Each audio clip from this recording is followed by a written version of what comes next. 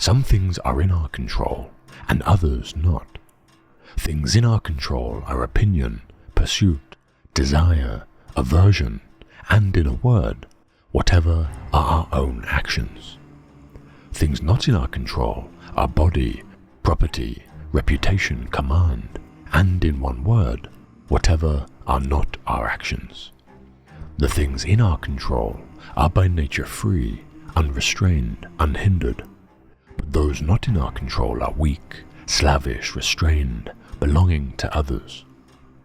Remember then that if you suppose that things which are slavish by nature are also free, and that which belongs to others is your own, then you will be hindered, you will lament, you will be disturbed, and you will find fault with both gods and men. But if you suppose that only to be your own which is your own, and what belongs to others such as it really is, then no one will ever compel you or restrain you. Further, you will find fault with no one, or accuse no one. You will do nothing against your will. No one will hurt you. You will have no enemies, and you will not be harmed.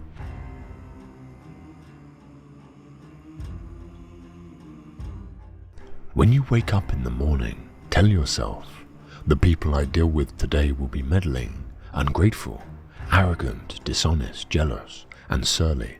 They are like this because they can't tell good from evil.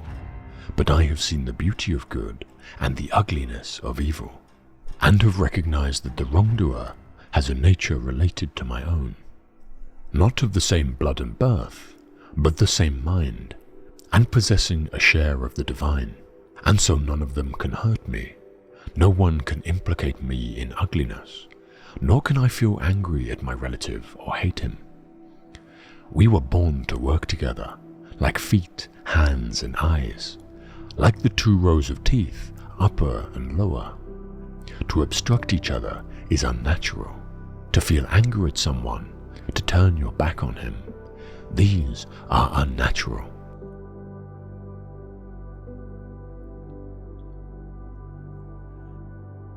Some identify happiness with virtue, some with practical wisdom, others with a kind of philosophical wisdom, others add or exclude pleasures, and yet others include prosperity.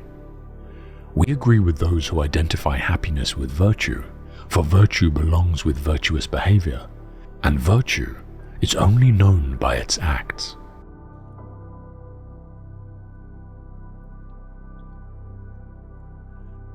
If someone is able to show me that what I think or do is not right, I will happily change, for I seek the truth, by which no one was ever truly harmed. It is the person who continues in his self-deception and ignorance who is harmed.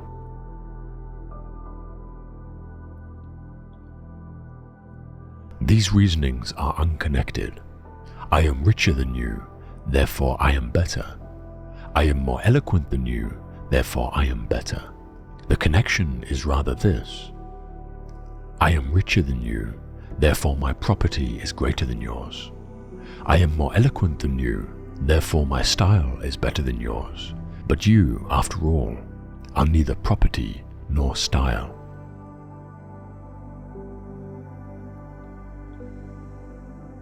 How long are you going to wait before you demand the best for yourself, and in no instance bypass the discriminations of reason? You have been given the principles that you ought to endorse, and you have endorsed them.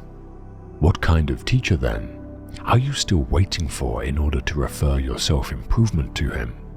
You are no longer a boy, but a full-grown man.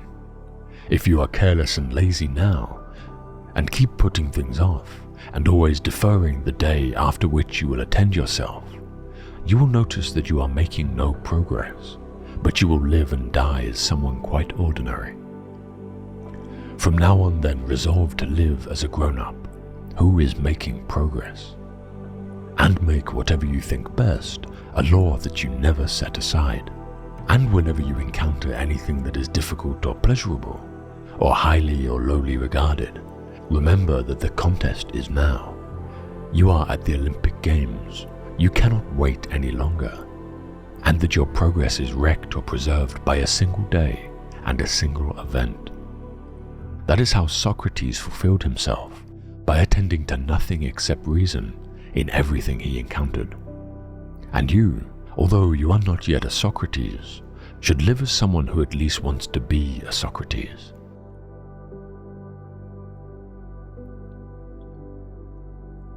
You know yourself what you are worth in your own eyes, and at what price you will sell yourself, for men sell themselves at various prices.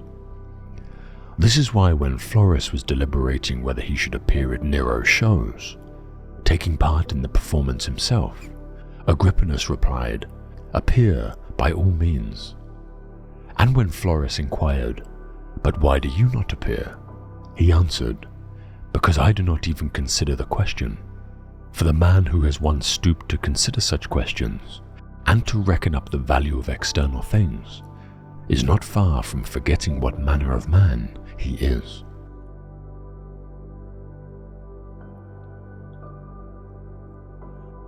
True happiness is to enjoy the present without anxious dependence upon the future, not to amuse ourselves with either hopes or fears, but to rest satisfied with what we have, which is sufficient. For he that is so wants nothing. The greatest blessings of mankind within us, and within our reach.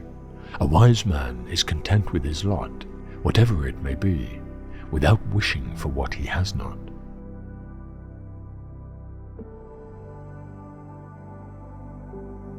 Wild animals run from the dangers they actually see, and once they have escaped them, worry no more. We, however, are tormented alike by what is past and what is to come. A number of our blessings do us harm, for memory brings back the agony of fear, while foresight brings it on prematurely. No one confines his unhappiness to the present.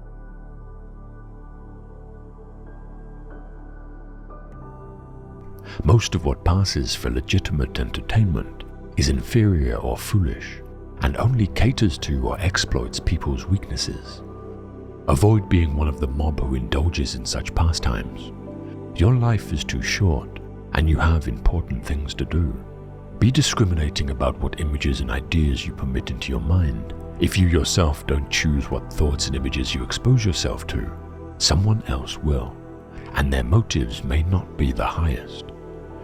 It is the easiest thing in the world to slide imperceptibly into vulgarity, but there's no need for that to happen if you determine not to waste your time and attention on mindless pap.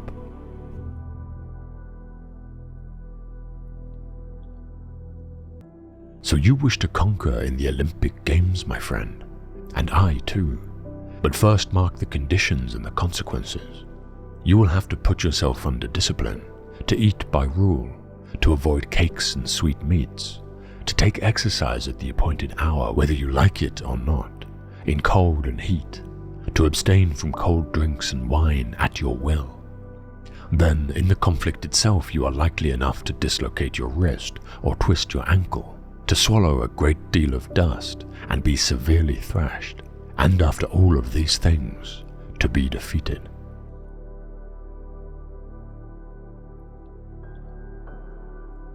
Tentative efforts lead to tentative outcomes. Therefore, give yourself fully to your endeavors. Decide to construct your character through excellent actions and determine to pay the price of a worthy goal. The trials you encounter will introduce you to your strengths. Remain steadfast, and one day you will build something that endures, something worthy of your potential.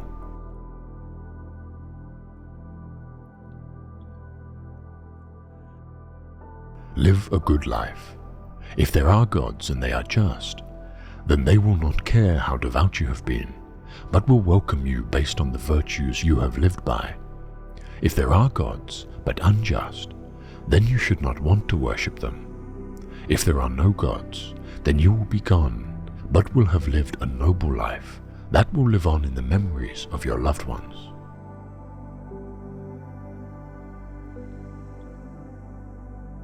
Concentrate every minute like a Roman, like a man, on doing what's in front of you with precise and genuine seriousness, tenderly, willingly, with justice. and on freeing yourself from all other distractions.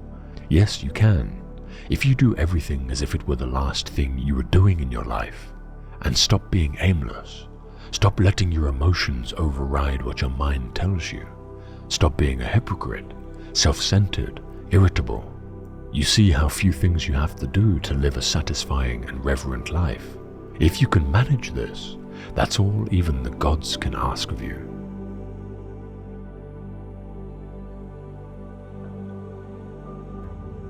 At dawn, when you have trouble getting out of bed, tell yourself, I have to go to work as a human being. What do I have to complain of if I'm going to do what I was born for, the things I was brought into the world to do? Or is this what I was created for, to huddle under the blankets and stay warm? So you were born to feel nice instead of doing things and experiencing them. Don't you see the plants, the birds, the ants and spiders and bees, going about their individual task, putting the world in order as best they can? And you're not willing to do your job as a human being. Why aren't you running to do what your nature demands? You don't love yourself enough, or you love your nature too, and what it demands of you.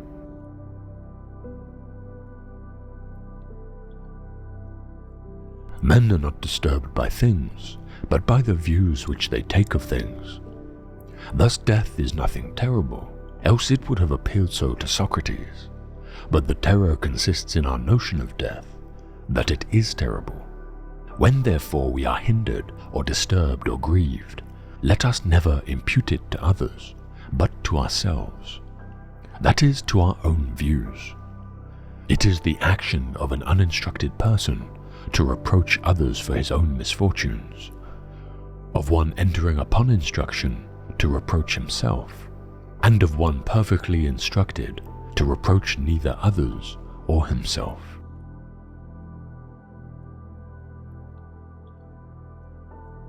For what prevents us from saying that the happy life is to have a mind that is free, lofty, fearless and steadfast, a mind that is placed beyond the reach of fear, beyond the reach of desire, that counts virtue the only good, baseness the only evil, and all else but a worthless mass of things which come and go without increasing or diminishing the highest good, and neither subtract any part from the happy life, nor add any part to it.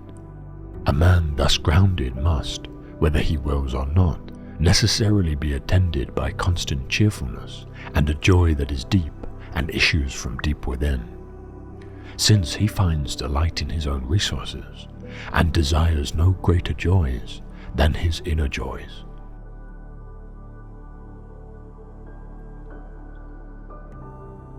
My advice is really this: what we hear the philosophers saying and what we find in their writings should be applied in our pursuit of the happy life. We should hunt out the helpful pieces of teaching and the spirited and noble-minded sayings which are capable of immediate practical application, not far-fetched or archaic expressions, or extravagant metaphors and figures of speech, and learn them so well that the words become works. No one, to my mind, lets humanity down quite so much as those who study philosophy, as if it were a sort of commercial skill, and then proceed to live in a quite different manner from the way they tell other people to live.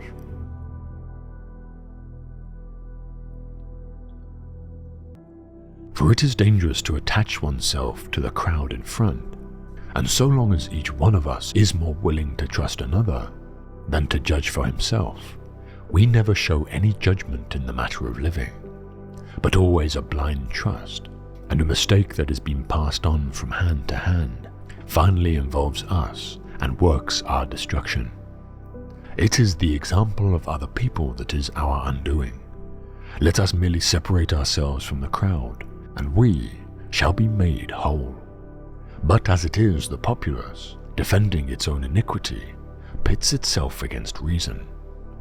And so we see the same thing happening that happens at the elections, where, when the fickle breeze of popular favor has shifted, the very same persons who chose the praetors wonder that those praetors were chosen.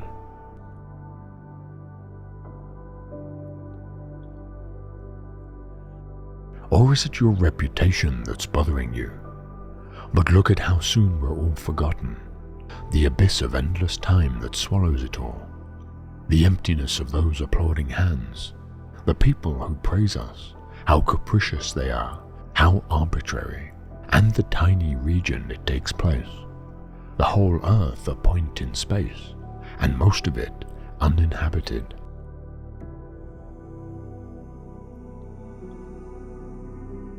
Just that you do the right thing. The rest doesn't matter. Cold or warm, tired or well rested, despised or honored, dying or busy with other assignments. Because dying too is one of our assignments in life. There as well, to do what needs doing. Look inward. Don't let the true nature of anything elude you.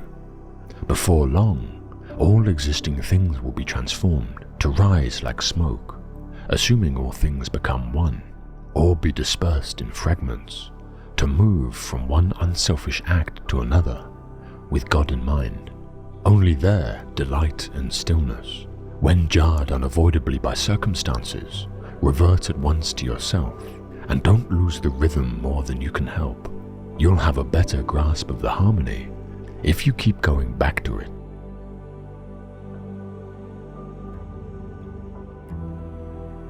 Difficulty shows what men are. Therefore, when a difficulty falls upon you, remember that God, like a trainer of wrestlers, has matched you with a rough young man. Why? So that you may become an Olympic conqueror, but it is not accomplished without sweat.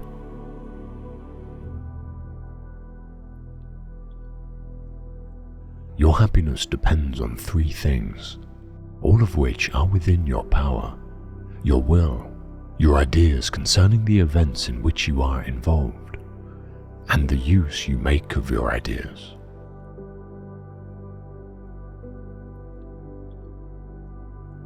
Don't just say you have read books.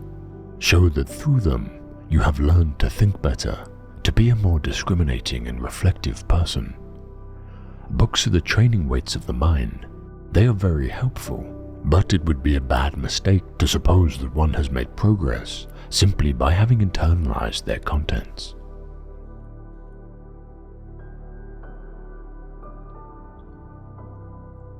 Never depend on the admiration of others. There is no strength in it.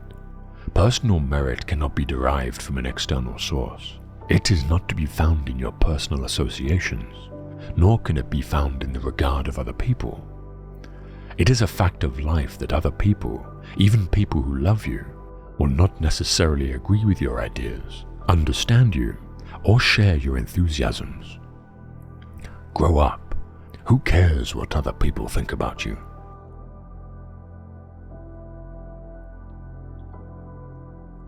It is not what happens to you, but how you react to it that matters.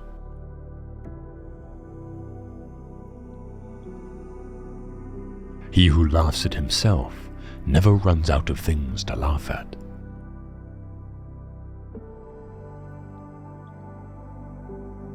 Only the educated are free.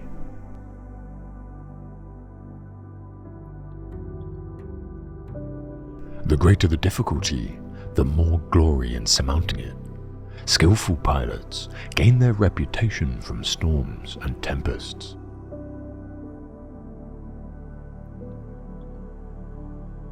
He is a wise man who does not grieve for the things which he has not, but rejoices for those which he has.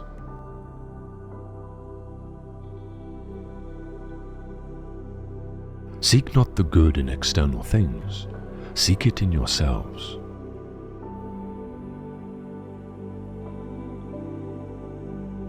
If anyone tells you that a certain person speaks ill of you, do not make excuses about what is said of you, but answer, "He was ignorant of my other faults, else he would not have mentioned these alone."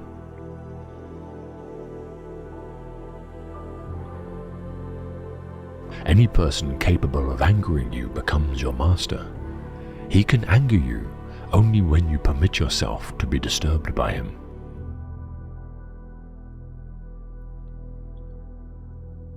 Wealth consists not in having great possessions, but in having few wants.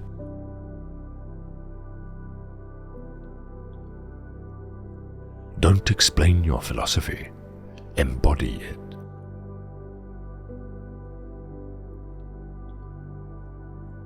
There is only one way to happiness, and that is to cease worrying about the things which are beyond the power of our will.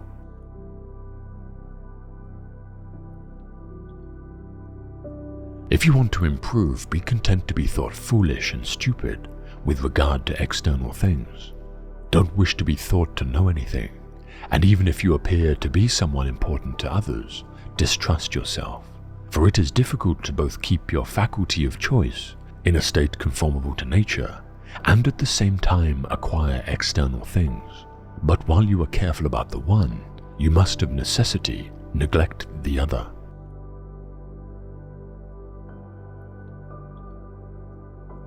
The key is to keep company only with people who uplift you, whose presence calls forth your best.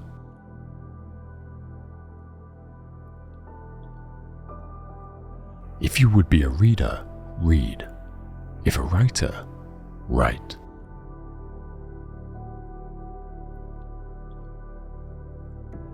God has entrusted me with myself. No man is free who is not master of himself. A man should so live that his happiness shall depend as little as possible on external things.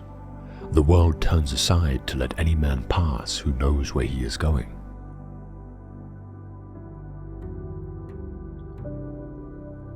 Remember, it is not enough to be hit or insulted to be harmed. You must believe that you are being harmed. If someone succeeds in provoking you, realize that your mind is complicit in the provocation, which is why it is essential that we not respond impulsively to impressions. Take a moment before reacting, and you will find it easier to maintain control.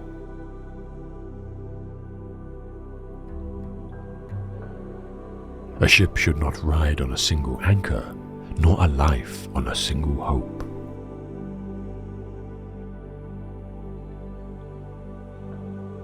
Demand not that things happen as you wish, but wish them to happen as they do, and you will go on well.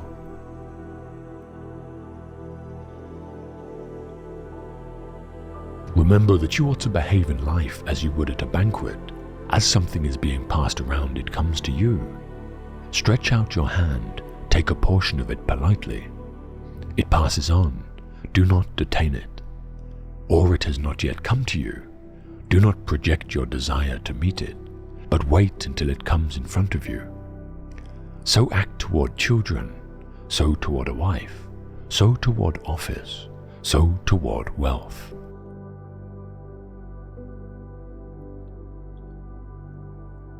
Events do not just happen, but arrive by appointment.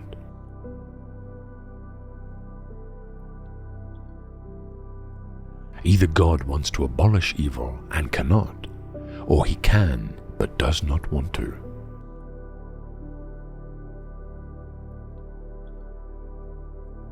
It is unrealistic to expect people to see you as you see yourself.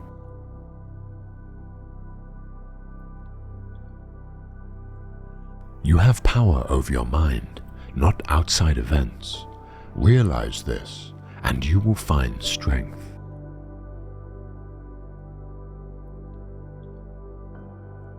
Casting aside other things, hold to the precious few, and besides bear in mind that every man lives only the present, which is an indivisible point, and that all the rest of life is either past or is uncertain. Brief is man's life, and small the nook of earth where he lives. Brief too is the longest posthumous fame, buoyed only by a succession of poor human beings who will very soon die and who will know little of themselves, much less of someone who died long ago.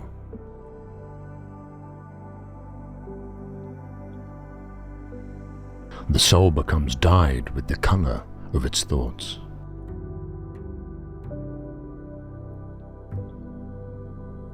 Do not act as if you were going to live 10,000 years. Death hangs over you. While you live, while it is in your power, be good.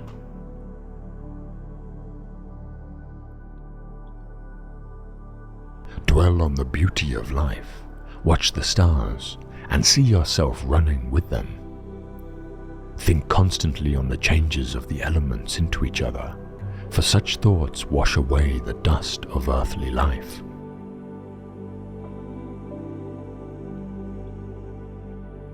The impediment to action advances action.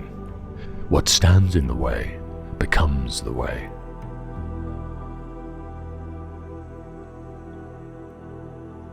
If it is not right, do not do it. If it is not true, do not say it.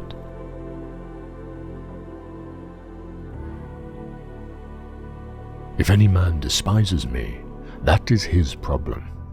My only concern is not doing or saying anything deserving of contempt.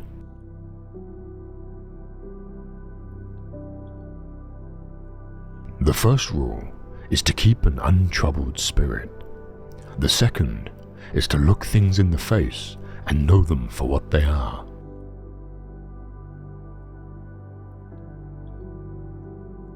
Never let the future disturb you. You will meet it, if you have to, with the same weapons of reason which today arm you against the present.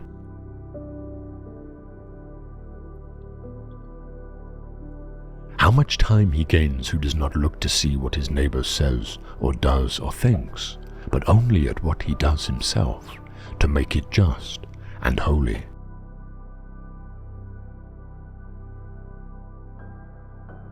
Very little is needed to make a happy life. It is all within yourself, in your way of thinking.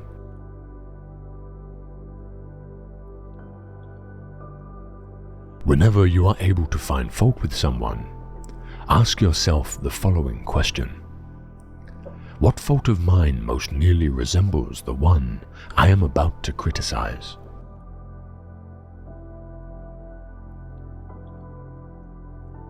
If you are distressed by anything external, the pain is not due to the thing itself, but to your estimate of it, and this you have the power to revoke at any moment.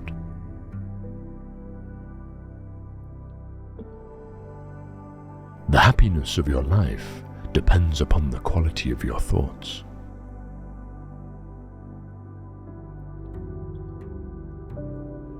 Everything we hear is an opinion, not a fact.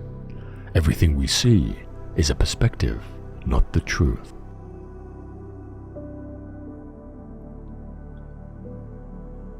I have often wondered how it is that every man loves himself more than all the rest of men, but yet sets less value on his own opinion of himself than on the opinion of others.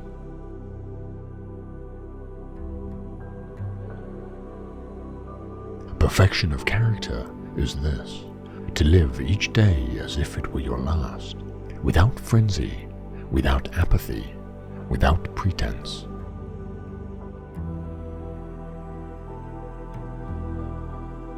A person's worth is measured by the worth of what he values.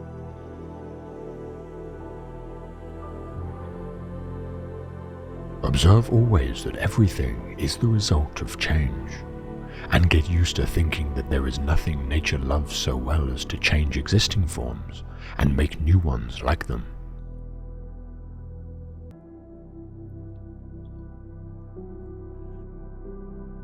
Be like the cliff against which the waves continually break, but it stands firm and tames the fury of the water around it.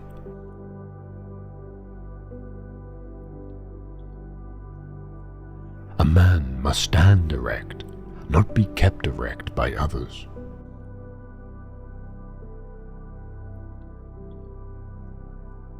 Limiting one's desires actually helps to cure one of fear. Cease to hope, and you will cease to fear. Widely different as fear and hope are, the two of them march in unison like a prisoner and the escort he is handcuffed to. Fear keeps pace with hope. Both belong to a mind in suspense, to a mind in a state of anxiety through looking into the future. Both are mainly due to projecting our thoughts far ahead of us, instead of adapting ourselves to the present.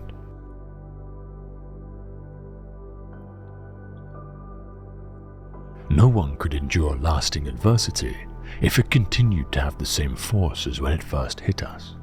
We are all tied to fortune, some by a loose and golden chain, and others by a tight one of baser metal. But why does it matter?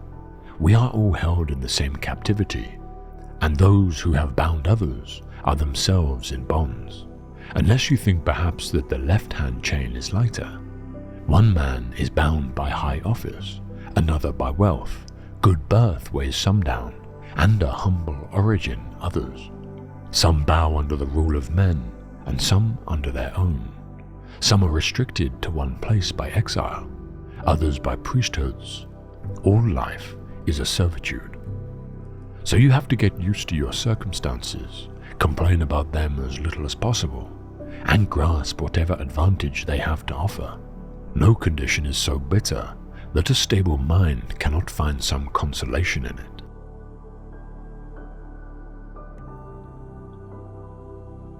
As far as I am concerned, I know that I have lost not wealth, but distractions.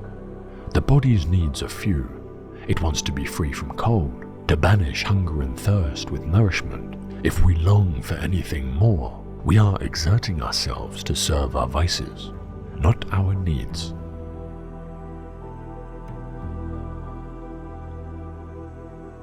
And so there is no reason for you to think that any man has lived long, because he has grey hairs or wrinkles.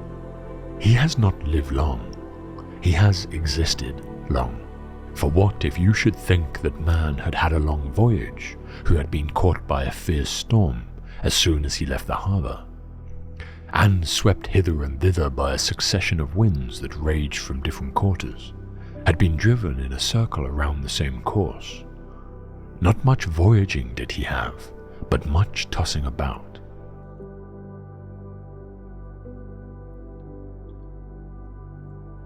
We suffer more in imagination than in reality.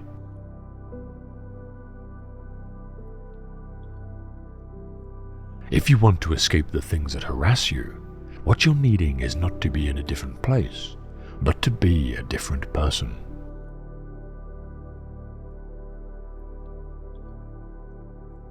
Sometimes even to live is an act of courage.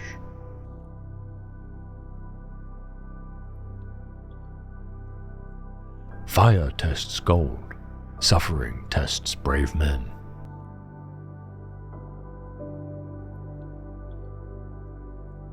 Enjoy present pleasures in such a way as not to injure future ones.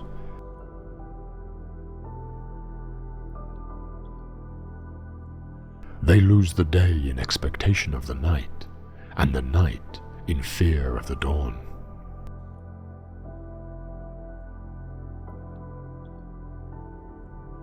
It is not that we have so little time that we lose so much.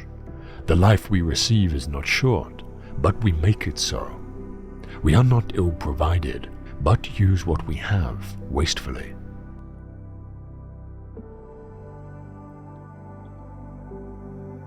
Luck is what happens when preparation meets opportunity.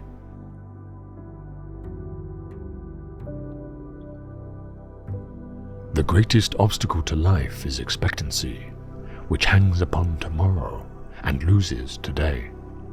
You are arranging what lies in fortune's control and abandoning what lies in yours. What are you looking at? To what goal are you straining? The whole future lies in uncertainty. Live immediately.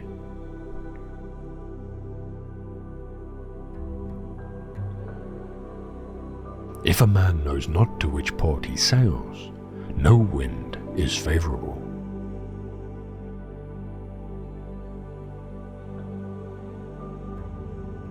Anger, if not restrained, is frequently more hurtful to us than the injury that provokes it.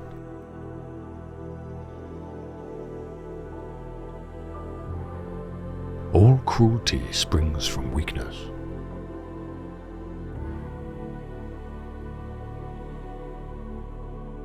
Difficulties strengthen the mind, as labor does the body.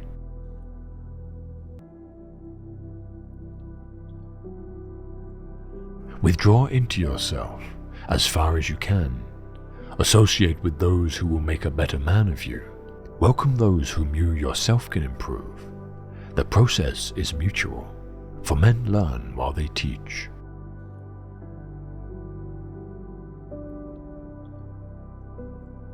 He who spares the wicked injures the good.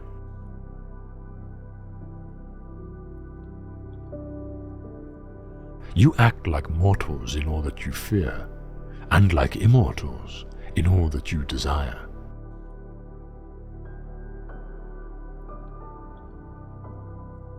He suffers more than necessary who suffers before it is necessary.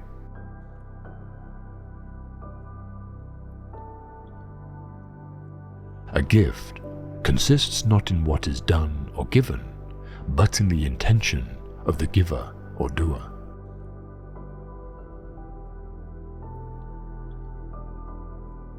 People are frugal in guarding their personal property, but as soon as it comes to squandering time, they are most wasteful of the one thing in which it is right to be stingy.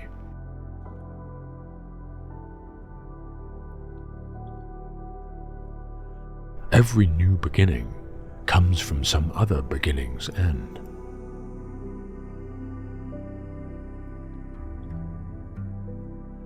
To win true freedom, you must be a slave to philosophy.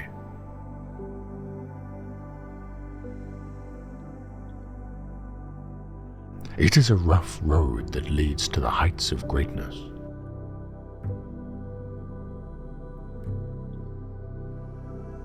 Often, a very old man has no other proof of his long life than his age.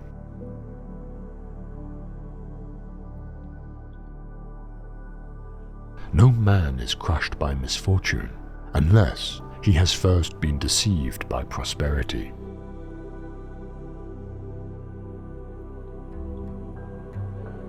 Man conquers the world by conquering himself.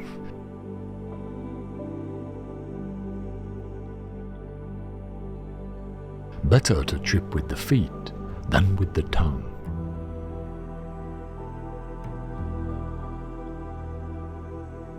Well-being is realized by small steps, but is truly no small thing.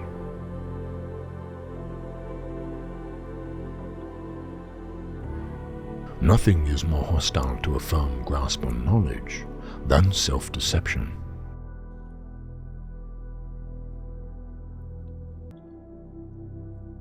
The goal of life is living in agreement with nature.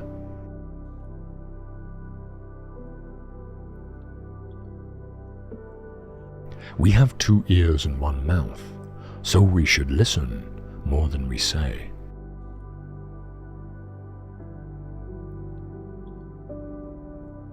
If you lay violent hands on me, you'll have my body, but my mind will remain with Stilpo.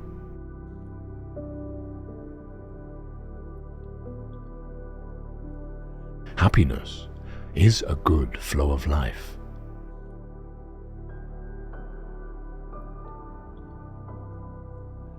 A bad feeling is a commotion of the mind repugnant to reason and against nature.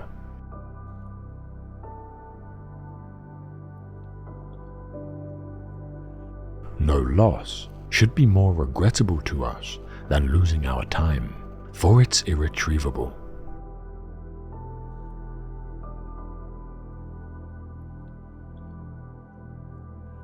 Wealth is able to buy the pleasures of eating, drinking, and other sensual pursuits, yet can never afford a cheerful spirit or freedom from sorrow.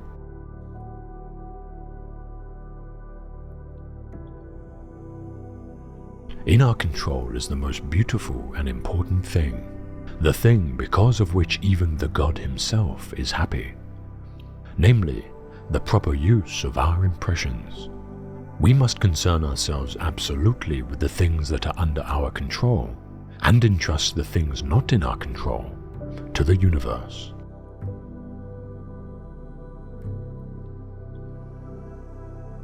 If you accomplish something good with hard work, the labor passes quickly, but the good endures. If you do something shameful in pursuit of pleasure, The pleasure passes quickly, but the shame endures.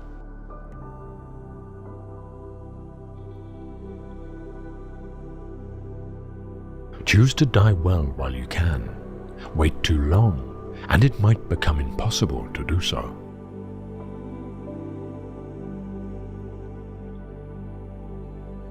If we were to measure what is good by how much pleasure it brings, nothing would be better than self-control. If we were to measure what is to be avoided by its pain, nothing would be more painful than lack of self-control.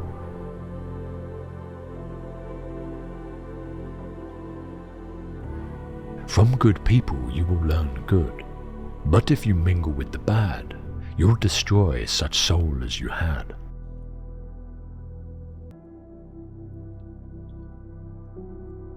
You will earn the respect of all if you begin by earning the respect of yourself. Don't expect to encourage good deeds in people conscious of your own misdeeds.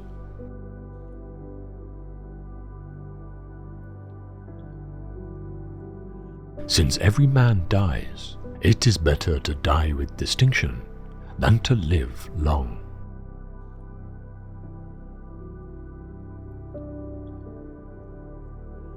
To accept injury without a spirit of savage resentment, to show ourselves merciful towards those who wrong us, being a source of good hope to them, is characteristic of a benevolent and civilized way of life.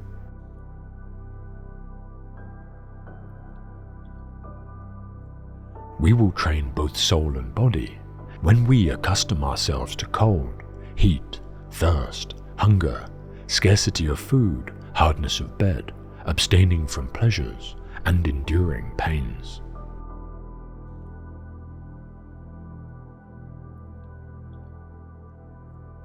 What good are gilded rooms, or precious stones fitted on the floor, inlaid in the walls, carried from great distances, and at great expense? These things are pointless and unnecessary. Without them, isn't it possible to live healthy? Aren't they the source of constant trouble? Don't they cost vast sums of money that, through public and private charity, may have benefited many?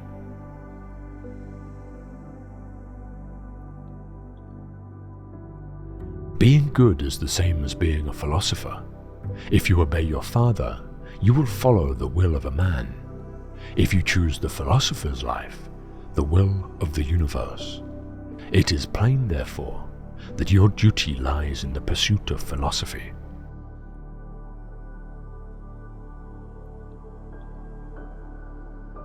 For mankind, evil is injustice and cruelty and indifference to a neighbor's trouble, while virtue is brotherly love and goodness and justice and beneficence and concern for the welfare of your neighbor.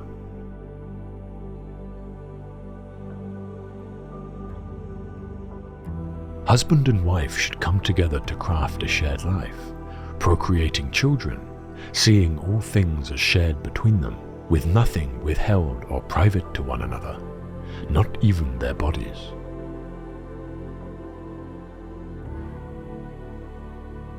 They who have a care for their souls, and do not merely live in the fashions of the body, say farewell to all this. They will not walk in the ways of the blind, and when philosophy offers them purification and release from evil, they feel that they ought not resist her influence, and to her they incline, and whither she leads they follow her.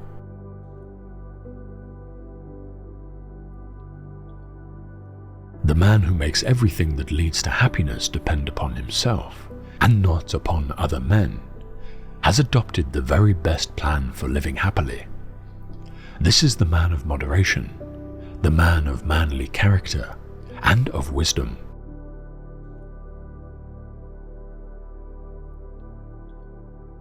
If you don't get what you want, you suffer. If you get what you don't want, you suffer. Even when you get exactly what you want, you still suffer because you can't hold on to it forever. Your mind is your predicament. It wants to be free of change, free of pain, free of the obligations of life and death. But change is a law, and no amount of pretending will alter that reality.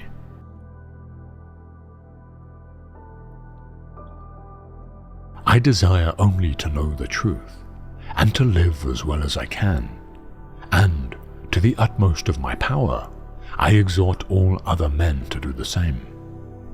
I exhort you also to take part in the great combat, which is the combat of life, and greater than every other earthly conflict.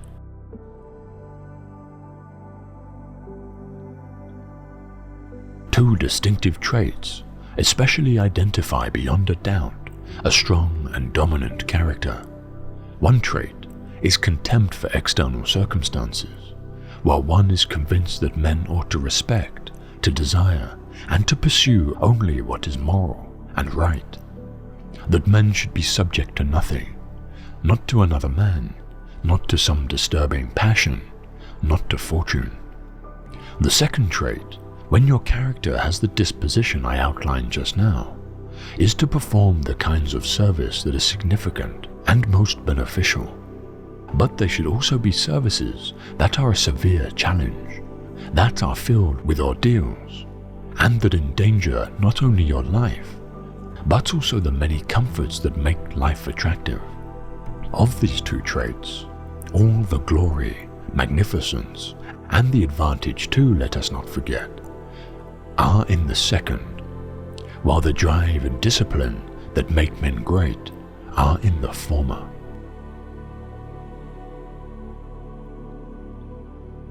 For there is but one essential justice which cements society, and one law which enables this justice. This law is right reason, which is the true rule of all commandments and prohibitions. Whoever neglects this law, whether written or unwritten, is necessarily unjust and wicked.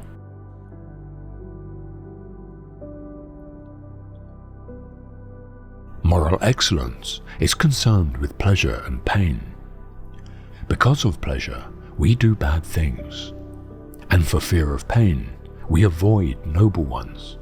For this reason, we ought to be trained from youth, as Plato says, to find pleasure and pain where we ought. This is the purpose of education.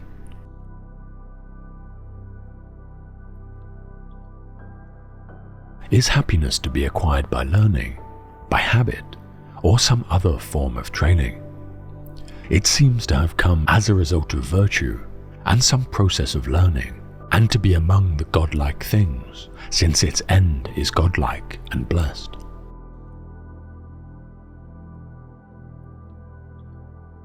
Man is a tame or civilized animal. Nevertheless, he requires proper instruction and a fortunate nature. And then, of all animals, he becomes the most divine and the most civilized. But if he be insufficiently or ill-educated, he is the most savage of earthly creatures.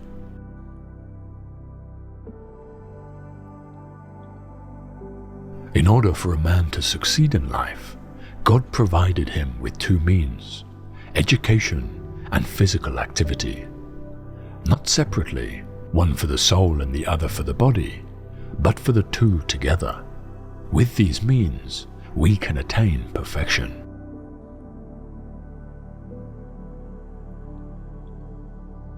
The inexperienced in wisdom and virtue, ever occupied with feasting and such, are carried downward, and there, as is fitting, they wander their whole life long, neither ever looking upward towards the truth above them, nor rising toward it, nor tasting pure and lasting pleasures.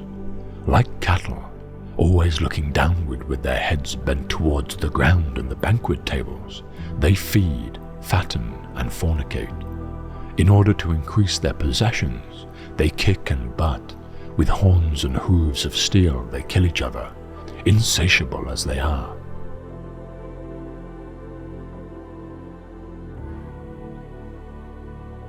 Six mistakes mankind keeps making century after century, believing that personal gain is made by crushing others, worrying about things that cannot be changed or corrected, insisting that a thing is impossible because we cannot accomplish it, refusing to set aside trivial preferences, neglecting development and refinement of the mind, attempting to compel others to believe and live as we do.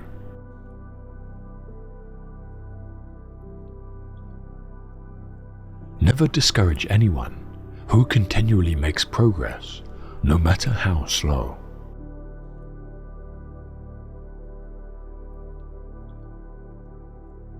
He who is only an athlete is too crude, too vulgar, too much a savage.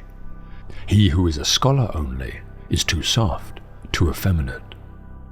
The ideal citizen is the scholar athlete, the man of thought, and the man of action.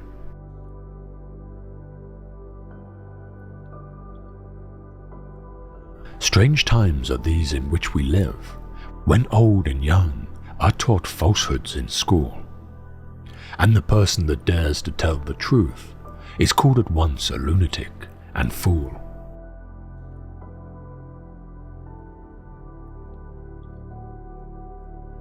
Wise men talk because they have something to say, fools because they have to say something. Imagine that the keeper of a huge, strong beast notices what makes it angry, what it desires, how it has to be approached and handled, the circumstances and the conditions under which it becomes particularly fierce or calm, what provokes its typical cries, and what tone of voice makes it gentle or wild. Once he's spent enough time in the creature's company to acquire all this information, he calls it knowledge, forms it into a systematic branch of expertise, and starts to teach it, despite total ignorance, in fact, about which of the creature's attitudes and desires is commendable or deplorable, good or bad, moral or immoral. His usage of all these terms simply conforms to the great beast's attitudes, and he describes things as good or bad according to its likes and dislikes, and can't justify his usage of the terms any further, but describes as right and good the things which are merely indispensable, since he hasn't realized and can't explain to anyone else how vast a gulf there is between necessity and goodness.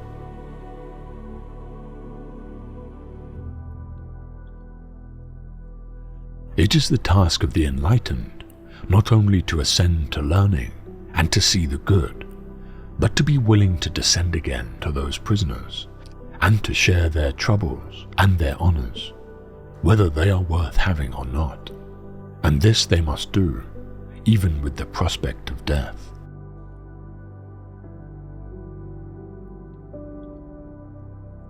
I thought to myself, I am wiser than this man. Neither of us probably knows anything that is really good, but he thinks he has knowledge when he has not, while I, having no knowledge, do not think I have.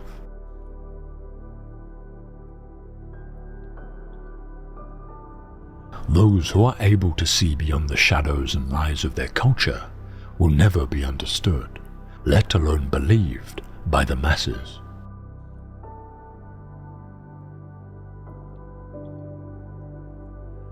Bodily exercise, when compulsory, does not harm the body, but knowledge which is acquired under compulsion obtains no hold on the mind.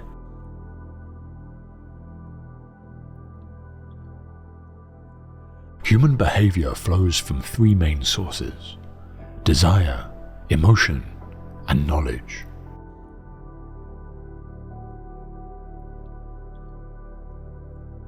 Evil is the vulgar lover who loves the body rather than the soul, inasmuch as he is not even stable, because he loves a thing which is in itself unstable, and therefore, when the bloom of youth, which he was desiring, is over, he takes his wings and flies away, in spite of all his words and promises, whereas the love of the noble disposition is lifelong, for it becomes one with the everlasting.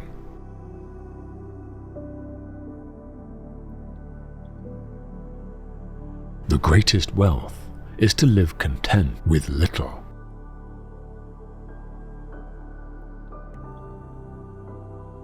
No matter how hard you fight the darkness, every light casts a shadow. And the closer you get to the light, the darker the shadow becomes.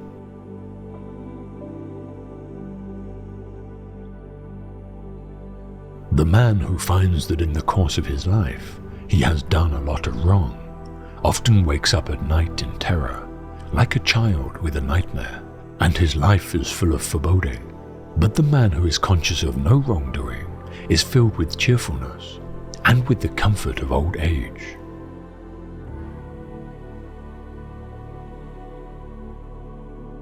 Either we shall find what it is we are seeking, or at least we shall free ourselves from the persuasion that we know what we do not know.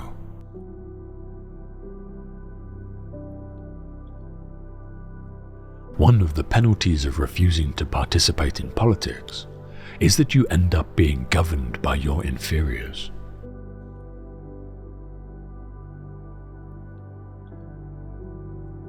There are three classes of men: lovers of wisdom, lovers of honor, and lovers of gain.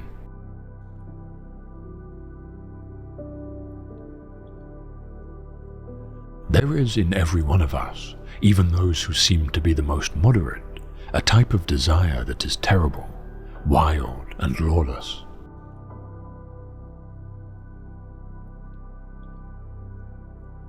If men learn this, it will implant forgetfulness into their souls. They will cease to exercise memory because they rely on that which is written, calling things to remembrance no longer from within themselves, but by means of external marks. What you have discovered is a recipe not for memory, but for reminder. And it is no true wisdom that you offer your disciples, but only its semblance, for by telling them of many things without teaching them, you will make them seem to know much, while for the most part they know nothing. And as men filled not with wisdom, but with the conceit of wisdom, they will be a burden to their fellows.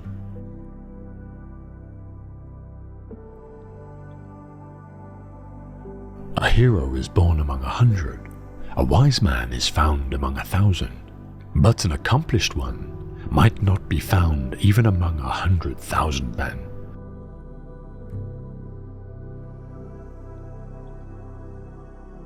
And so when a person meets the half that is his very own, whatever his orientation, then something wonderful happens. The two are struck from their senses by love, by a sense of belonging to one another, and by desire, and they don't want to be separated from one another, not even for a moment.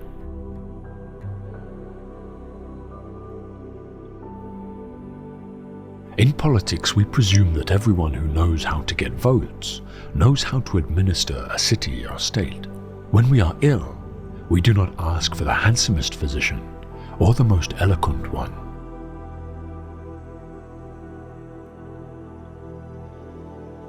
You know that the beginning is the most important part of any work, especially in the case of a young and tender thing, for that is the time at which the character is being formed, and the desired impression is more readily taken. Shall we just carelessly allow children to hear any casual tales, which may be devised by casual persons, and to receive into their minds ideas for the most part very opposite of those which we should wish them to have when they grow up? We cannot. Anything received into the mind at that age is likely to become indelible and unalterable, and therefore it is most important that the tales which the young first hear should be models of virtuous thoughts.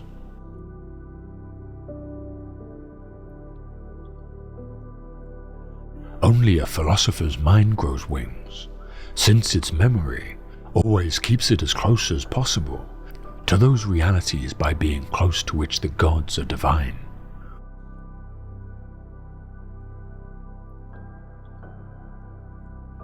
Man is a prisoner who has no right to open the door of his prison and run away.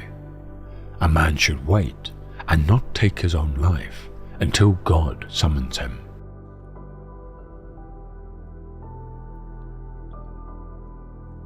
That's what education should be, I said, the art of orientation.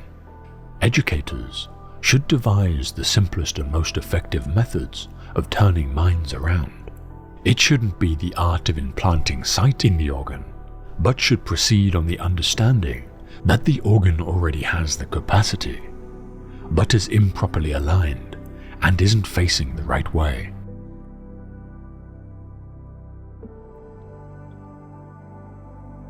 When someone sees a soul disturbed and unable to see something, he won't laugh mindlessly, but he'll take into consideration whether it has come from a brighter life and is dimmed through not having yet become accustomed to the dark, or whether it has come from greater ignorance into greater light and is dazzled by the increased brilliance.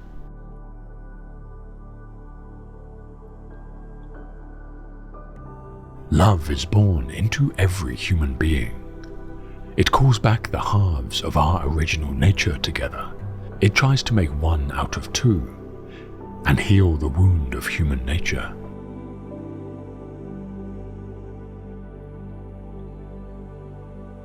Do not train a child to learn by force or harshness, but direct them to it by what amuses their minds, so that you may be better able to discover with accuracy the peculiar bent of the genius of each.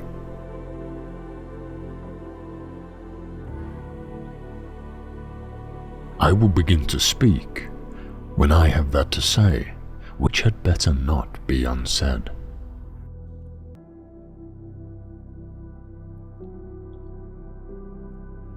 Consider it the greatest of all virtues to restrain the tongue.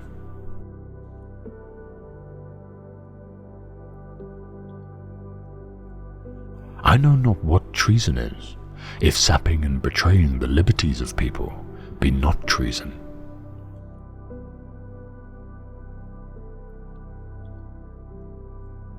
Some have said that it is not the business of private men to meddle with government, a bold and dishonest saying, which is fit to come from no mouth but that of a tyrant or a slave. To say that private men have nothing to do with government is to say that private men have nothing to do with their own happiness or misery, that people ought not to concern themselves whether they be naked or clothed, fed or starved, deceived or instructed, protected or destroyed.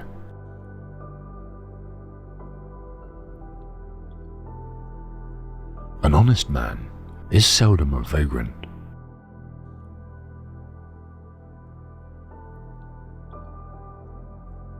By liberty, I understand the power which every man has over his own actions, and his right to enjoy the fruits of his labor, art, and industry, as far as by it he hurts not the society or any members of it, by taking from any member, or by hindering him from enjoying what he himself enjoys.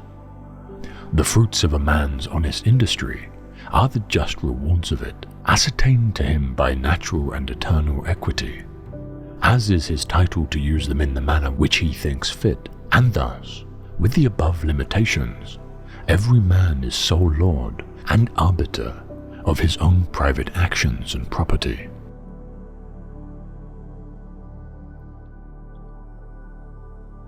Consider in silence whatever anyone says. Speech both conceals and reveals the inner soul of man.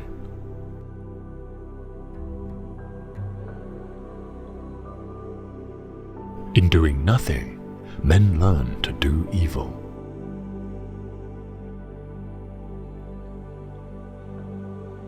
Speak briefly and to the point.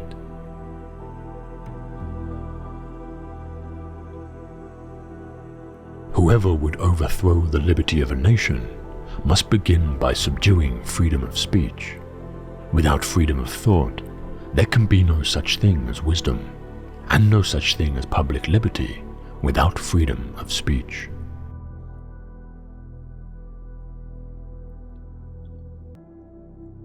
Flee sloth, for the indolence of the soul is the decay of the body.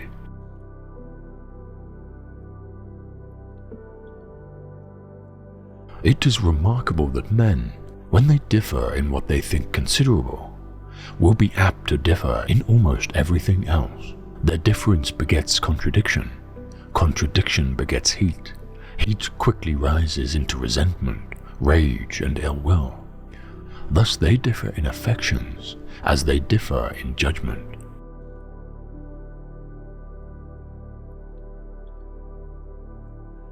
Wise men are more dependent on fools than fools on wise men.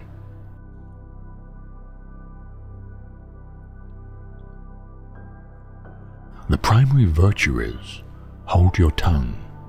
Who knows how to keep quiet is close to God.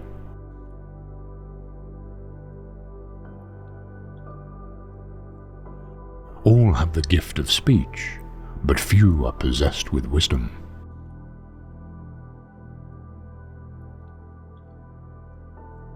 I would not be beholden to a tyrant for his acts of tyranny, for it is but usurpation in him to save, as their rightful lord, the lives of men over whom he has no title to reign.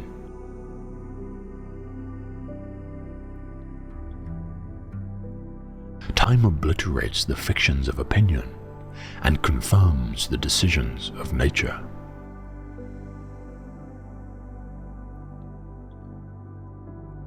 Few are those who wish to be endowed with virtue rather than to seem so.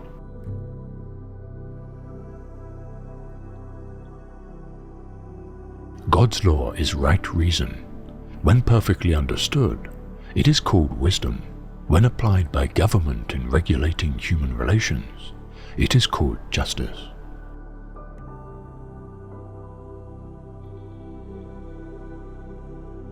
It is not by muscle, speed, or physical dexterity that great things are achieved, but by reflection, force of character, and judgment.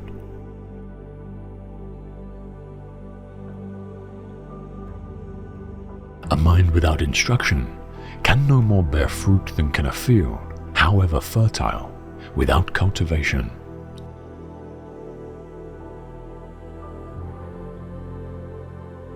To be content with what we possess is the greatest and most secure of riches.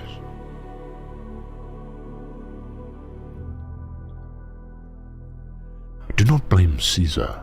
Blame the people of Rome who have so enthusiastically acclaimed and adored him, and rejoiced in their loss of freedom, and danced in his path, and given him triumphal processions. Blame the people who hail him when he speaks in the forum of the new, wonderful, good society, which shall now be Rome, interpreted to mean more money, more ease, more security, more living fatally, at the expense of the industrious.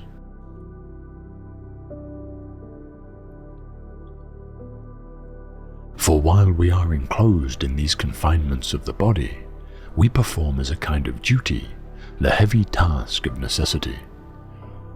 For the soul from heaven has been cast down from its dwelling on high, and sunk, as it were, into the earth, a place just the opposite to godlike nature and eternity. But I believe that the immortal gods have sown souls in human bodies, so that there might exist beings to guard the world, and after contemplating the order of heaven, might imitate it by their moderation and steadfastness in life.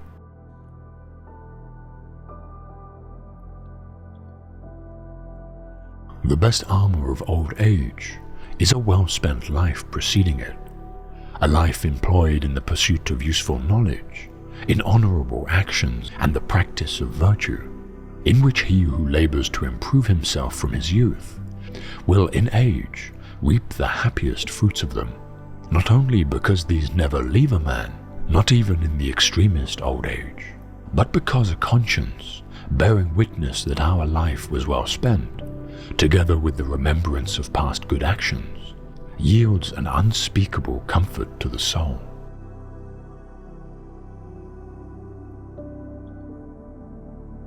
It is the peculiar quality of a fool to perceive the faults of others and forget his own.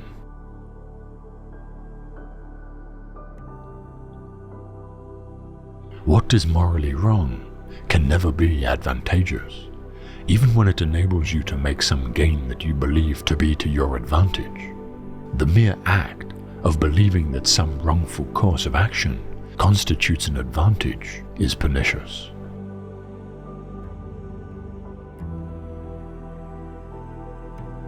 Knowledge which is divorced from justice may be called cunning rather than wisdom.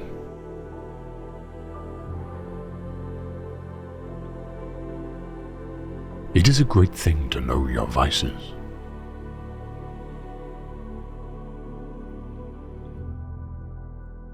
I am not ashamed to confess I am ignorant of what I do not know.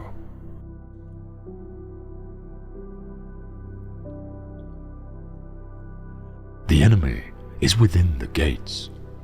It is our own luxury, our own folly, our own criminality that we have to contend.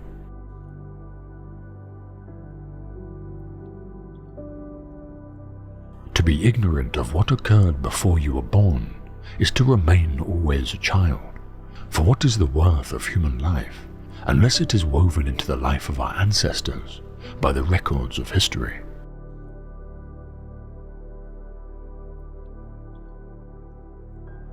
The function of wisdom is to discriminate between good and evil.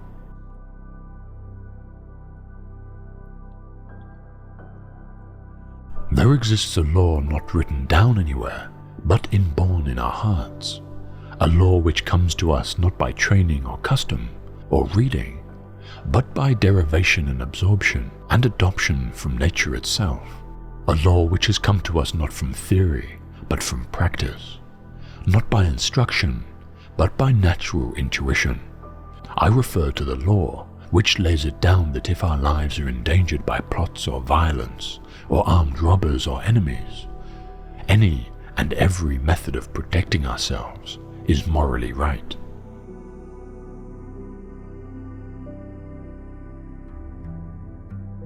There is, I assure you, a medical art for the soul. It is philosophy, whose aid need not be sought, as in bodily disease, from outside ourselves. We must endeavor, with all our resources and all our strength, to become capable of doctoring ourselves.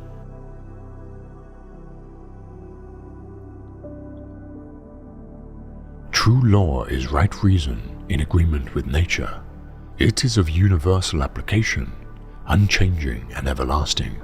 It summons to duty by its commands and averts from wrongdoing by its prohibitions.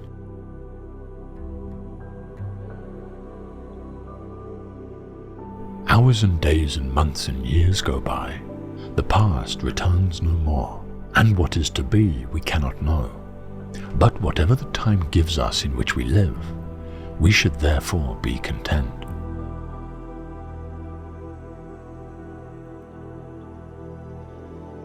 The man who backbites his absent friend, nay, who does not stand up for him when another blames him, the man who angles for bursts of laughter and for the repute of wit, who can invent what he never saw, who cannot keep a secret, that man is black at heart. Mark and avoid him.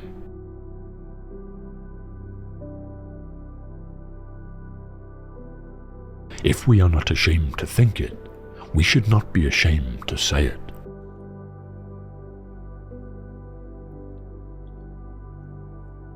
The mind becomes accustomed to things by the habitual sight of them, and neither wonders nor inquires about the reasons for things it sees all the time.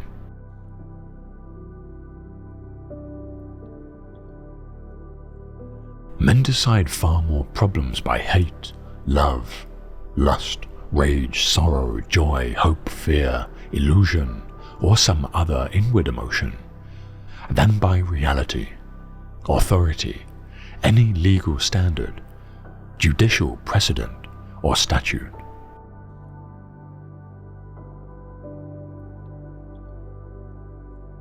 Any man can make mistakes, but only an idiot persists in his error.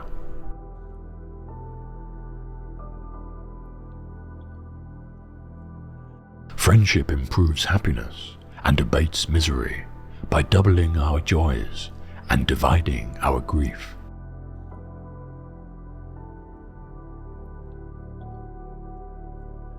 Everyone has the obligation to ponder well his own special traits of character.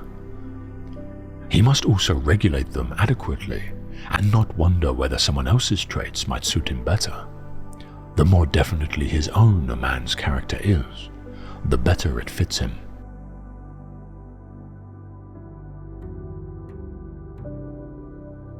Gratitude is not only the greatest of virtues, but the parent of all others.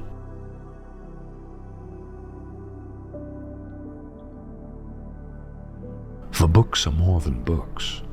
They are the life, the very heart and core of ages past, the reason why men worked and died, the essence and quintessence of their lives.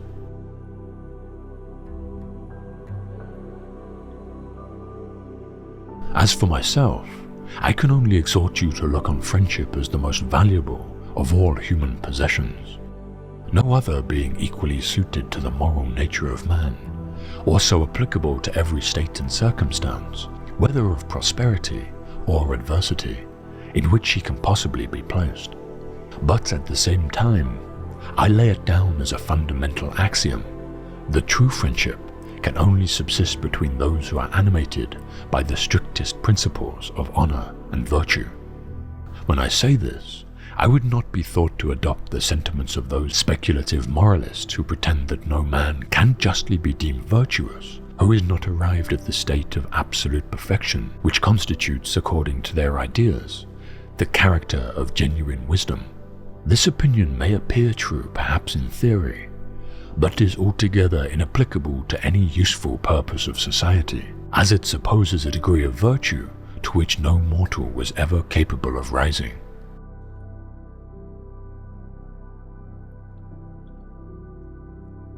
A mental stain can neither be blotted out by the passage of time, nor washed away by any waters.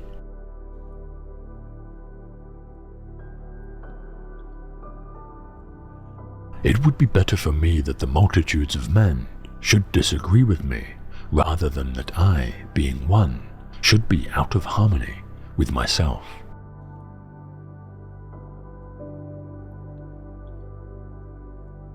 In every one of us there are two ruling directing principles, whose guidance we follow wherever they may lead. The one being an innate desire of pleasure, the other an acquired judgment which aspires after excellence.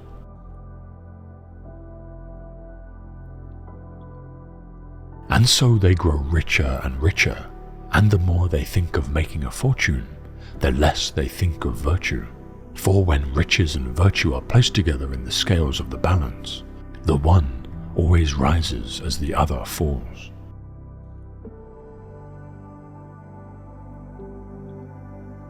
Esteemed friend, citizen of Athens, the greatest city in the world, so outstanding in both intelligence and power, aren't you ashamed to care so much to make all the money you can, and to advance your reputation and prestige, while for truth and wisdom and the improvement of your soul, you have no care or worry?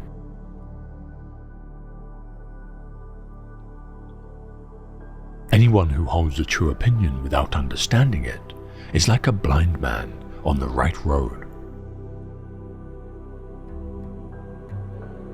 I honor and love you, but why do you who are citizens of the great and mighty nation care so much about laying up the greatest amount of money and honor and reputation, and so little about wisdom and truth and the greatest improvement of the soul? Are you not ashamed of these? I do nothing but go about persuading you all, old and young alike, not to take thought for your persons or your properties, but and chiefly to care about the greatest improvement of the soul. I tell you that virtue is not given by money, but that from virtue comes money and every other good of man, public as well as private. This is my teaching, and if this is the doctrine which corrupts the youth, I am a mischievous person.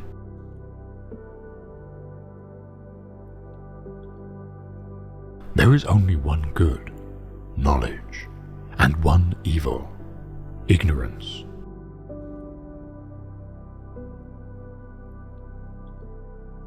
False words are not only evil in themselves, but they infect the soul with evil.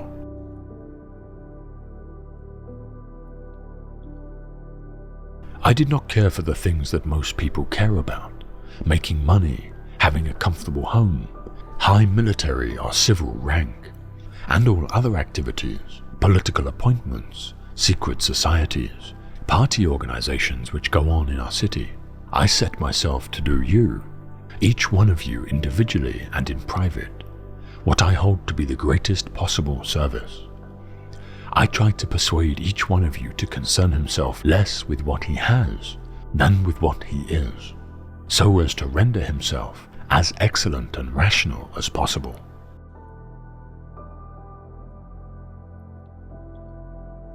Bad men live that they may eat and drink, whereas good men eat and drink that they may live.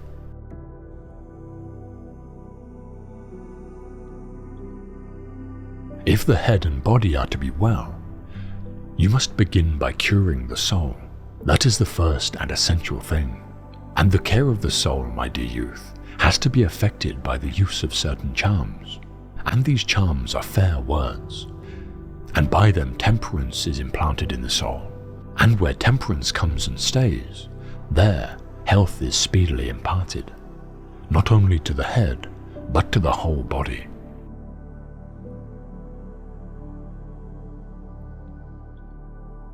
Understanding a question is half an answer.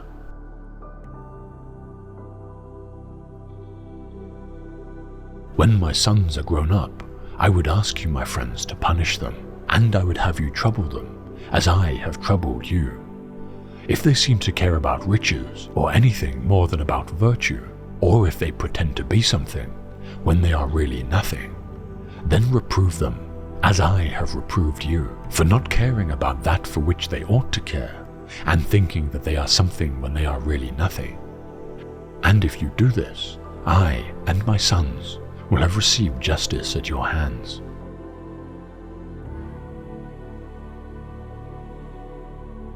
I cannot teach anybody anything. I can only make them think.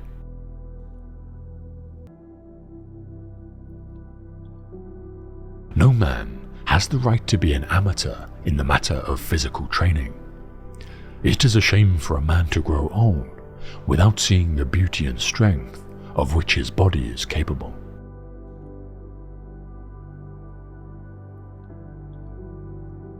Contentment is natural wealth. Luxury is artificial poverty.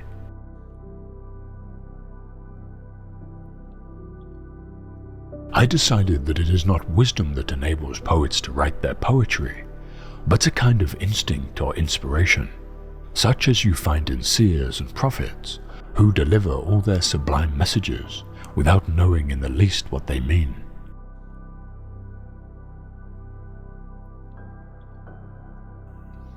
Men generally agree that the highest good attainable by action is happiness, and identify living well and doing well with happiness.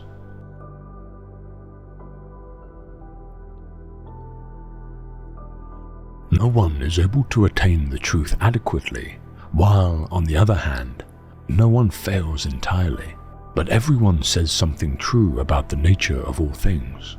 And while individually they contribute little or nothing to the truth, by the union of all, a considerable amount is amassed.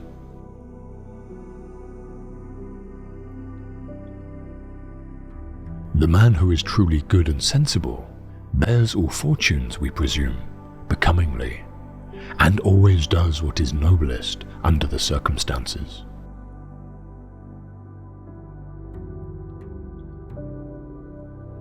The wise man does not expose himself needlessly to danger, since there are few things for which he cares sufficiently, but he is willing, in great crises, to give even his life, knowing that under certain conditions it is not worthwhile to live.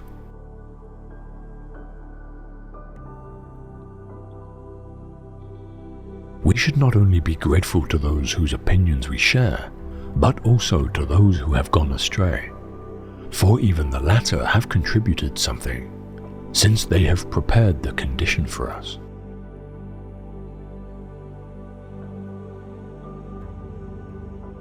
No happy man can become miserable, for he will never do acts that are hateful and mean.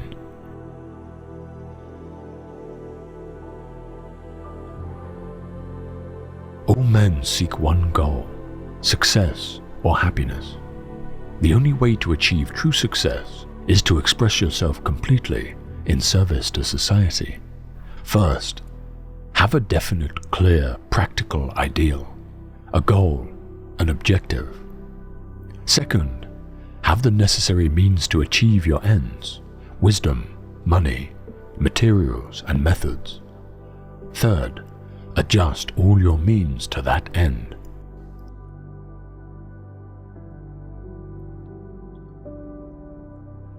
Every art and every inquiry, and similarly every action and pursuit, is thought to aim at some good, and for this reason, the good has been declared to be that at which all things aim.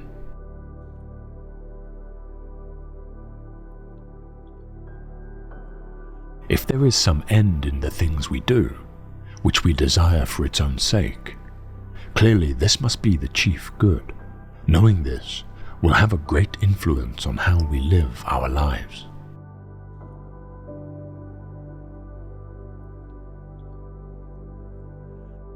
If things are good in themselves, the good will appear as something identical in them all, but the accounts of the goodness in honor, wisdom, and pleasure are diverse. The good, therefore, is not some common element answering to one idea.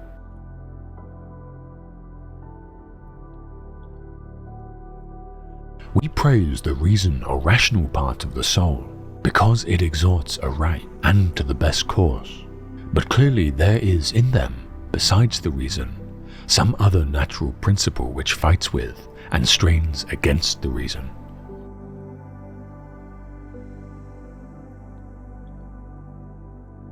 It is absurd to make external circumstances responsible and not oneself, and to make oneself responsible for noble acts and pleasant objects responsible for base ones.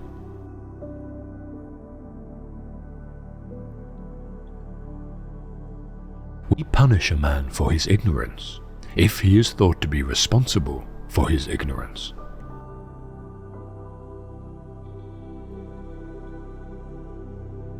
Everything done by reason of ignorance is involuntary. The man who has acted in ignorance has not acted voluntarily, since he did not know what he is doing. Not every wicked man is ignorant of what he ought to do and what he ought to abstain from. By such errors, men become unjust and bad.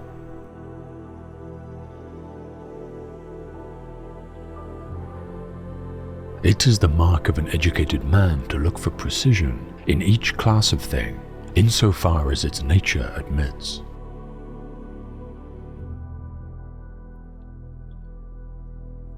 There are three things which inspire confidence in the orator's own character. The three, namely, that induce us to believe a thing apart from any proof of it: good sense, good moral character, and good will.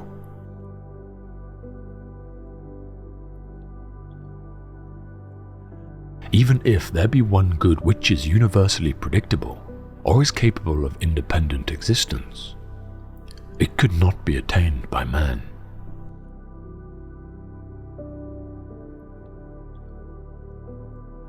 It is absurd to hold that a man ought to be ashamed of being unable to defend himself with his limbs, but not of being unable to defend himself with speech and reason.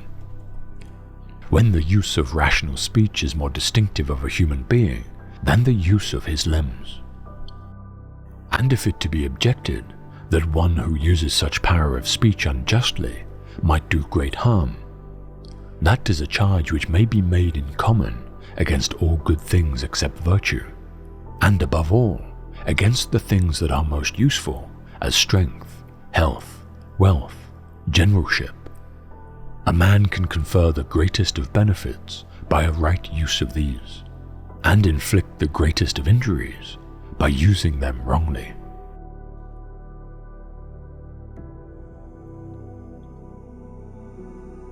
If we consider the function of man to be a certain kind of life, and this to be an activity of the soul implying a rational principle, and the function of a good man to be the noble performance of these, and if any action is well performed when it is performed in accordance with the appropriate principle, if this is the case, human good turns out to be the activity of the soul in accordance with virtue.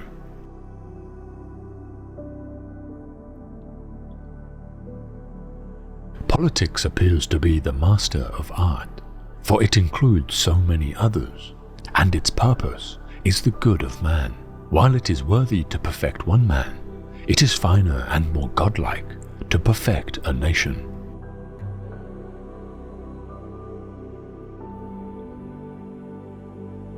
There are three prominent types of life: pleasure, political, and contemplative.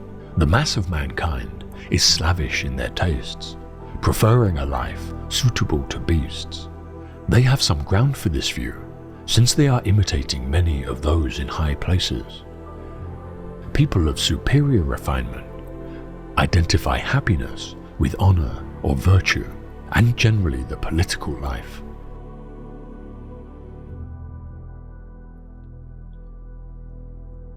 Political science spends most of its pains on forming its citizens to be of good character and capable of noble acts.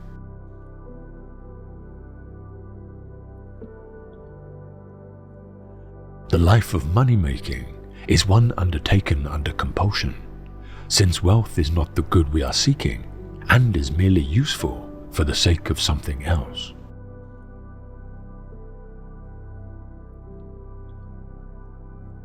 Knowledge is not necessarily for the possession of virtues, whereas the habits which result from doing just and temperate acts counts for all. By doing just acts, the just man is produced. By doing temperate acts, the temperate man. Without acting well, no one can become good. Most people avoid good acts and take refuge in theory, and think that by becoming philosophers, they will become good.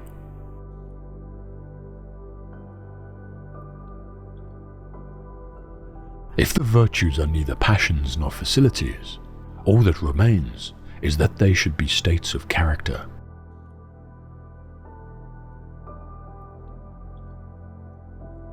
Virtue is a state of character concerned with choice, being determined by rational principle, as determined by the moderate man of practical wisdom.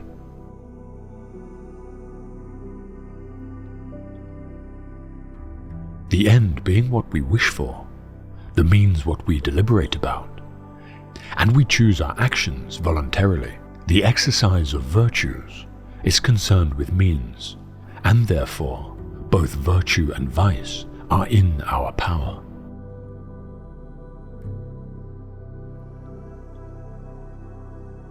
Death is the most terrible of all things, for it is the end, and nothing is thought to be either good or bad for the dead.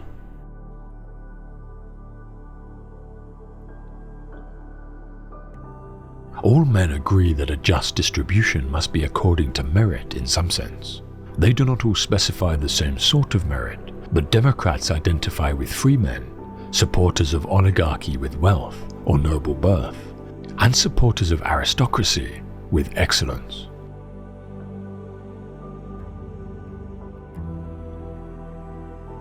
When a distribution is made from the common funds of a partnership, it will be according to the same ratio which the funds were put into the business by the partners, and any violation of this kind of justice would be an injustice.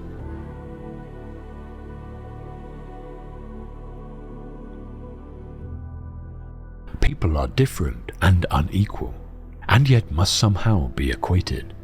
This is why all things that are exchanged must be comparable, and to this end, money has been introduced as an intermediate, for it measures all things.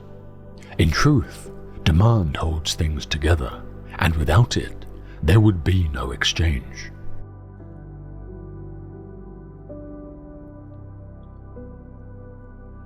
There are three kinds of constitution: monarchy, aristocracy, and that based on prosperity, timocratic. The best is monarchy, the worst is timocratic. Monarchy deviates to tyranny. The king looks to his people's interest, the tyrant looks to his own. Aristocracy passes over to oligarchy by the badness of its rulers who distribute contrary to equity.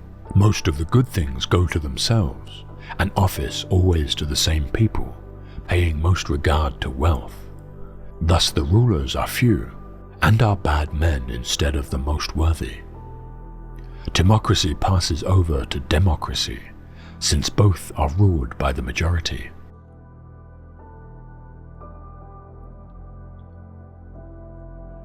Of those we have wronged, and of our enemies or rivals, it is not the passionate and outspoken who we have to fear, but the quiet, dissembling, unscrupulous. Since we never know when they are upon us, we can never be sure they are at a safe distance.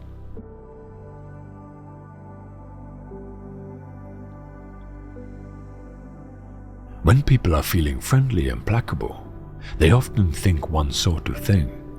When they are feeling angry or hostile, they think either something totally different or the same thing with a different intensity.